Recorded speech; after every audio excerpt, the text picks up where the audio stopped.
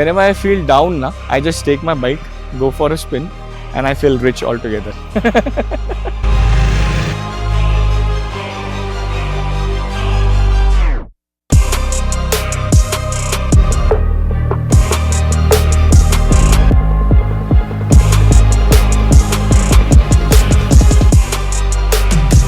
So good evening दोस्तों, नमस्कार, welcome to my channel.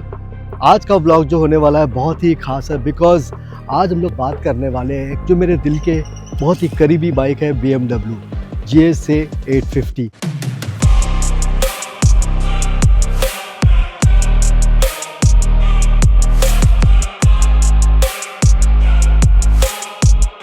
आज बहुत एक्साइटेड हूँ बिकॉज ये GSA 850 का रिव्यू लेने वाला हूँ। एक्सपीरियंस उनका कैसा रहा, क्या चीज़ें अच्छी है, पॉजिटिव नेगेटिव्स जो भी है, तो हम लोग बात करने वाले हैं परफॉर्मेंस के बारे में। We are going to talk about the off road capability, we are going to talk about the reliability, we are going to talk about the owners verdict. Lot of things जो है of road के बारे में तो ज़रूर पूछना है because ये बाइक हैवी है, तो मैं जानना ज़रूर चाहूँगा। मैंने चलाया था ये GSA 850, तो ये कैसी है वही जानेंगे आज की वीडियो में। तो पूरी वीडियो ध्यान से देखना।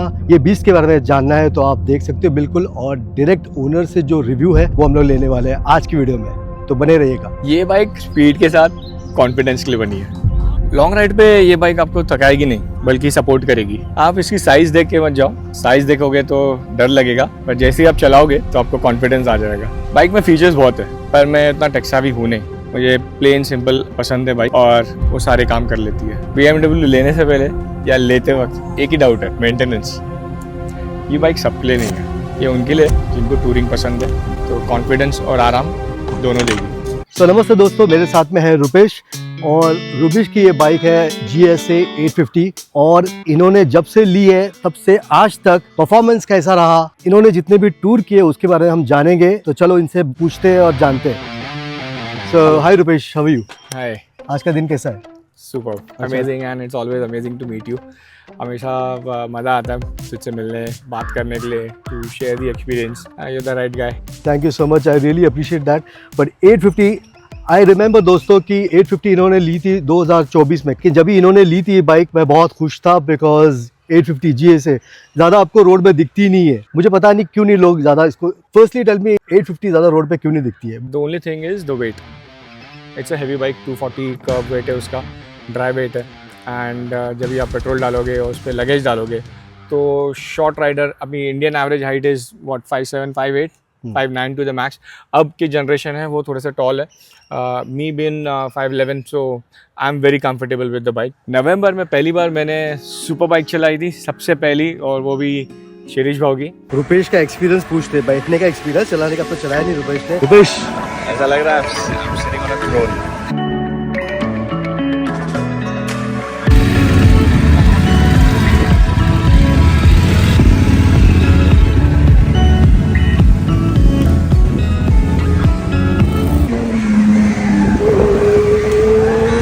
आहा, मजा है कि नहीं? और उसी दिन शायद तक डिसाइड हो गया था मेरी अगर नेक्स्ट बाइक होगी तो it has to be BMW 850, and luckily I was able to fulfil that dream. May 28, 2024 we bought the bike. He was there in my celebration. He has done that video also. अगर आप लोग को देखना तो आप भाव के channel पे देख सकते हो। तो मैंने ज़्यादा टूर किए नहीं अभी तक, मेरा एक ही फर्स्ट टूर तो जो था वो केरला था, and it was one way. आते समय मुझे गाड़ी वैन से वापस लानी पड़ी पर्सनल रीज़न की वजह से, एंड वो बहुत सुपर्ब था। Although it was a half tour but it was amazing. It's a beautiful machine, so it has been a lovely journey so far. Looking forward for many tours. I hope Shirish भाव साथ में चले किसी दिन tour पर, तो हम वो रिकॉर्ड कर पाएँ अच्छे से। ज़रूर। तो मैं भी वही रुका हूँ कि जब भी मेरे पास एडवेंचर या स्पोर्ट्स बाइक वापस आएगी तो हम लोग दोनों ज़रूर टूर पे जाएंगे। लेकिन बिकॉज ये वीडियो आज खास करके रिव्यू का है, ओनर एक्सपीरियंस GSA 850 का है, तो मेरे जहन में कुछ क्वेश्चंस है, मैं उनसे जानना चाहता हूँ। और ख़ास करके जो लेने वाले बाइक 850 के बारे में सोचते हैं, ड्रीम की है, उनको लेना है, तो ओनर से रिव्यू ले लेते हैं कि ये जो गाड़ी चला रहे हैं 2 साल राइट? 1.5 साल से चला रहे, तो कैसा लग रहा है? तो सबसे पहले तो ये बता रुपेश कि GSA 850 क्यों GS 850 भी तो था, दूसरे एडवेंचर बाइक्स भी है, तो GS 850 क्यों? मैंने GS भी देखी थी। GS इससे कुछ लाख 1.5 लाख रुपए सस्ती थी। द ओनली डिफरेंस वॉज उसमें पैनियर्स का कैरियर नहीं आ रहा था, 2-3 चीज़ें अपग्रेड थी इसमें, और इसका स्टांस ज़्यादा अच्छा लगता है। ये ज़्यादा पेपी है, भाग बोलने पे भागती है, that is the best part. इसके पहले मैं स्टैंडर्ड 350 चलाता था और उसके लिए भी मैं बदनाम था चलाने के लिए। I was a very rash rider at that time. I wanted to be first when I start from the signal, and वो मैंने तभी भी मेंटेन किया था, आज भी मेंटेन करता हूँ इसके साथ। सो रुपेश, ये बता कि ट्रैफिक में, सिटी में चलाने में ये बाइक कैसी लगती है? ऑनेस्टली कभी कभी थोड़ा सा इरिटेटिंग होता है, बट अभी मैं जहाँ तक यूज टू हो चुका हूँ उसका वेट और उसका हीट को लेकर। स्टार्टिंग में जब फर्स्ट सर्विस नहीं हुई थी तो उस वक्त थोड़ी सी प्रॉब्लम होती थी कि ओवर हीट हो रही है बाइक, और नई नई इंजन है, वो हीट होता था तो पता चलता था, स्वेट होता था, तो समझ में नहीं आता था यार इतना पैसा खर्चा कर दिया फिर भी स्वेट हो रहा है। एसी लगाना बाकी रह गया इसमें। मुझे लगता है ना राइडर्स क्या करते हैं स्पेशली, सिर्फ अपने राइड्स के टाइम पे बाइक निकालते हैं। उस वजह से है ना, जब वो सिटी में चलाते हैं ना तो वो वेट बैलेंस करना, छोटी गलियों में घुसना, वो इरिटेशन आ जाता है बाइक के वेट को लेके स्पेशली, और उस वजह से ना लोग शायद तक प्रेफर नहीं करते मतलब बाइक लेना, इतनी बड़ी बाइक और हैवी वेट लेना। पर अगर आपकी हाइट अच्छी है, 5'10", 5'11" है ना, तो आपके लिए this is a perfect bike I feel बीट। क्योंकि मैं ऑनेस्टली मैं अपने डे टू डे के लिए भी यही बाइक यूज़ कर रहा हूँ फ़िलहाल, क्योंकि मुझे ना वो प्रैक्टिस करनी है, मुझे आदत हो जानी है इस बाइक की कि जब मैं कभी लंबे टूर पे जाऊँ और मुझे कभी ऑफ रोडिंग करनी पड़े तो वो वेट का बैलेंस कहीं हिले नहीं। परफॉर्मेंस बाइक का सुपर है, मेरे को कोई आज तक प्रॉब्लम नहीं हुई है। मैं अभी लास्ट संडे ही राइड पे गया था, and the way I was riding it, people were surprised कि एडीवी का बंदा एडीवी को स्पोर्ट्स जैसे चला रहे हो। So this machine gives you all the power what you need. आप कॉर्नरिंग पे इट इज़ फैंटास्टिक, आपको स्पोर्ट्स बाइक की कमी महसूस नहीं होने वाली। So when you are riding and you are on highway, 100-120 की स्पीड कैसी लगती है? नथिंग लगती है। 100-120 is honestly nothing on this bike. Smooth है। You don't feel आप वो स्पीड पे हो until unless आपने स्पीडोमीटर देखा है। स्पीड ज़्यादा फुल टाइम तो नहीं चलाते होगे, स्पीड चलाया भी होगा तो थोड़ी देर के लिए सिर्फ चेक करने के लिए क्या कैपेबिलिटी है, क्योंकि ज़्यादा देर तो नहीं चला सकते। देखो, अगर आपको फुल डे राइड करना है ना, एक सर्टेन किलोमीटर आपको कवर करने हैं, तो आप 120 से 140 के बीच में आप रहो। I feel that is a very comfortable speed for this bike. So whenever you want you can pick it up. So that's the fun part of it. Bike तो फन है ही।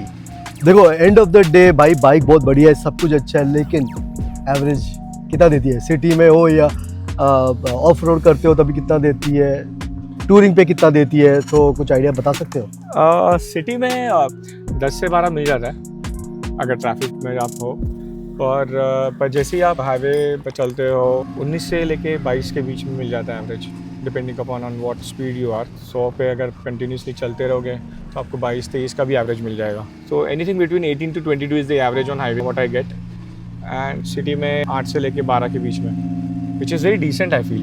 850 सीसी का इंजन है, इतना तो पिएगी।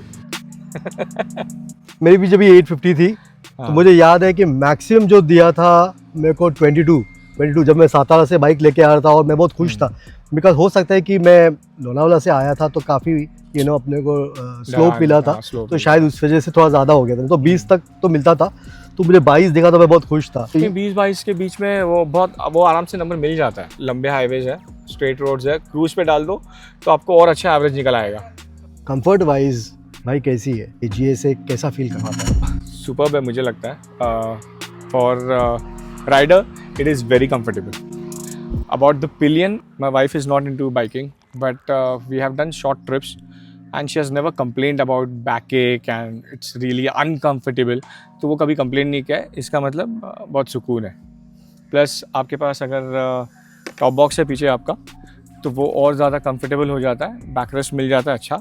सो you are seated kind of, I mean sofa नहीं बोलूँगा पर chair बोल सकते हैं, क्योंकि वो आपको हाइट मिल जाती है, आपको व्यू मिल जाता है पीछे पिलियन को, and she enjoys the view and the comfort.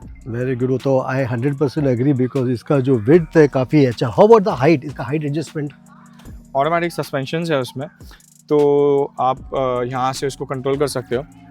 ये बटन से पिलियन रहेगा, तो आप उसको पिलियन पे सेटअप कर सकते हो, ताकि पिलियन पे जब वेट आएगा तो सस्पेंशन उस हिसाब से बैठेगा। सिंगल राइड पे आप सिंगल जब राइड कर रहे हो, आप सिंगल राइडर सिलेक्ट करोगे तो आपका हाइट अपने आप बढ़ जाता है। सो वो एक कंफर्ट है उसमें। अच्छा, और लॉन्ग राइड जाते वक्त ये विंडशील्ड कैसे हेल्प करता है long ride? It is so important I feel, क्योंकि मैं जैसे ही 140 क्रॉस करता हूँ, जो विंड ब्लास्ट आता है, अगर मैं उसको नीचे लगा के चल रहा हूँ तो विंड ब्लास्ट काफ़ी फील होता है। But as soon as you put your windshield up, और वो चलाते चलाते आप कर सकते हो। This is just a manual thing, what you do, just ऊपर कर लो, आपकी विंडशील्ड ऊपर आ गई है। And once you cross 140 150 the wind blast लगेगा नहीं, तो वो बहुत ईजी हो जाता है लॉन्ग राइड्स के लिए। तो जो कंफर्ट के बारे में बात करिए, I agree with you. Now बात करते हैं ऑफ रोड के बारे में। भाई ऑफ रोड में चलाते कैसे लगा ये हैवी बाइक, कैसा लगता है? मैंने वो इतना ज़्यादा एक्सप्लोर किया नहीं ऑफ रोडिंग का, but any time you go off the road and weight is the only concern at that given point of time I feel. Agree. पर मेरी हाइट होने की वजह से मुझे डिफ़िकल्टी नहीं होती है। शॉर्ट राइडर्स जैसे मेरे फ्रेंड्स हैं, वो चला नहीं पाते बिकॉज ऑफ हाइट। मेरी बात कर रहे हैं। वो संभलती नहीं है उस वक्त। अगर आप अकेले हो तो वो मुझे लगता है ज़्यादा ऑफ रोडिंग का रिस्क नहीं लेना चाहिए, क्योंकि किसी गलत जगह पे, गलत टर्न पे अगर ये बाइक गिरी है तो इसे उठाना प्रॉब्लम होती है। जैसे कि रुपेश ने कहा, बिल्कुल सही है कि ऑफ रोडिंग के लिए आप चला सकते हो, बट इसकी जो कैपेबिलिटी ऑफ रोडिंग की आप ज़्यादा ट्राई ना करो तो ही अच्छा है, बिकॉज ये बहुत ही हैवी बाइक है। आप ग्रुप में हो तो कर सकते हो डेफिनेटली, क्योंकि आपको आपका फ्रेंड असिस्ट कर सकता है उठाने के लिए, क्योंकि ऑफ रोड में आपको उठाने वक्त भी वो ज़मीन ऊपर नीचे रहेगी, उस वजह से हैंडलिंग थोड़ी सी इशू हो सकती है। बस मुझे ऐसा फील होता है। ज़्यादा ऑफ रोडिंग किया नहीं है, पर नेक्स्ट मानसून के पहले या नेक्स्ट मानसून जैसे ही स्टार्ट हो रही है, तो मुझे लगता है मेरे को राजमाची करना है, लोनावला ऑफ रोडिंग थोड़ा सा, तो शायद तक इसकी कैपेबिलिटी और पता चले, या मेरी कैपेबिलिटी पता चले मुझे, हाउ गुड आई एम।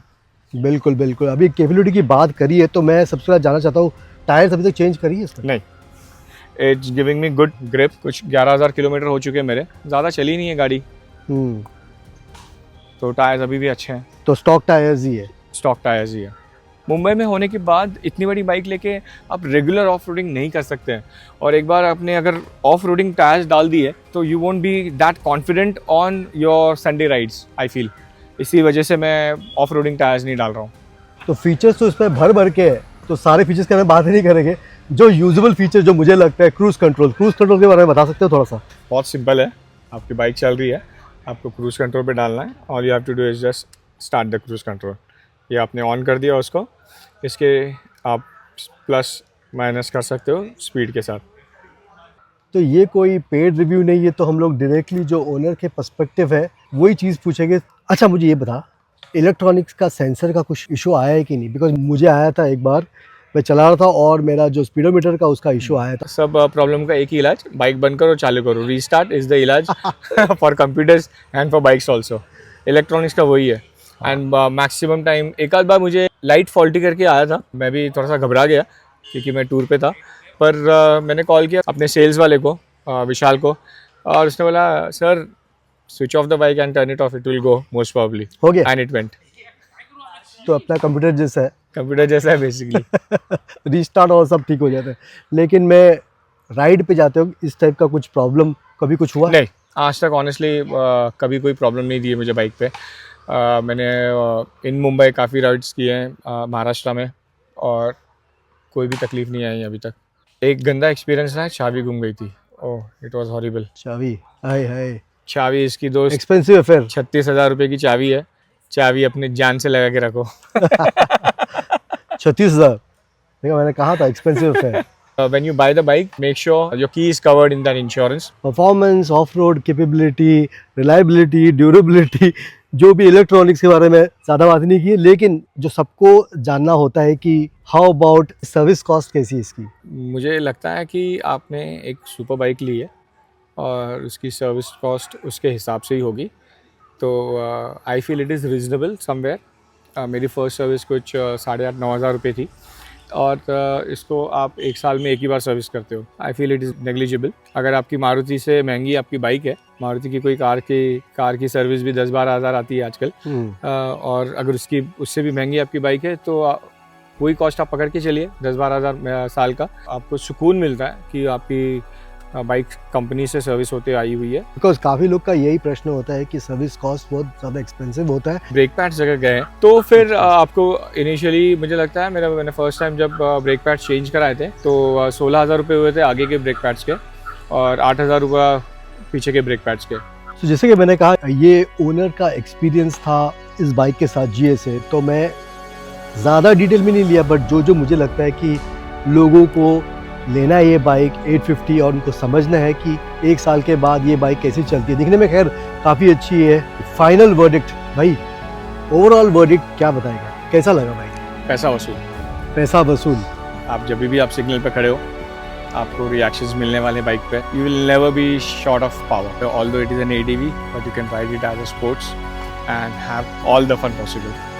सो मैं तो बहुत खुश हूँ। जैसे कि रुपेश ने कहा कि ये है एडवेंचर बाइक, बट रुपेश जैसा चलाता है एडवेंचर को भी स्पोर्ट्स बाइक जैसा चलाता है। जस्ट लास्ट वीक ये राइड पे गया था और मैंने एक क्लिप देखा Rupesh, and that guy was riding 457, वो बता रहा था कि Rupesh was riding this adventure like a sports bike, so I am not surprised with your comment. You are riding ADV like a sports bike. I came with a Aprilia guy, Okay. but by riding with you, I left him behind. Same with me. Both of them are behind now. Yeah. So दोस्तों ये था BMW GSA 850 का review right from the owners mouth. तो ज़्यादा confuse नहीं किया मैंने अपने व्यूअर्स को, because I wanted to know only few things from owners perspective कि कैसा था। बिकॉज मैंने भी चलाई थी 2 साल पहले, मैंने चलाई थी GSA 850, मुझे पता है। सो GSA 850 का रिव्यू ज़्यादा आपको नहीं मिलेगा, तो आपको वही दिखाना चाहता था कि एक्चुअली ये जो एक्सपीरियंस था GSA चलाने का रुपेश का कैसा था। मुझे तो बहुत अच्छा लगा रहा, आपको भी अच्छा लगा है तो ज़रूर बताइएगा। अगर कोई क्वेश्चन है do let me know. Next review कौन सा बाइक का चाहिए वही बताना, ताकि मैं आपको, हो सकता है कि Z900 का दिखाऊँ आपको, बट अगर आप कमेंट करोगे तो ज़रूर आपके लिए मैं Z900 का भी रिव्यू लेके आऊँगा राइट फ्रॉम द ओनर। सो आज तक के लिए इतना ही, बाय बाय, टेक केयर। उम्मीद करता हूँ कि आपका दिन ये वीडियो देखने के बाद और ज़्यादा अच्छा हो गया। Bye bye.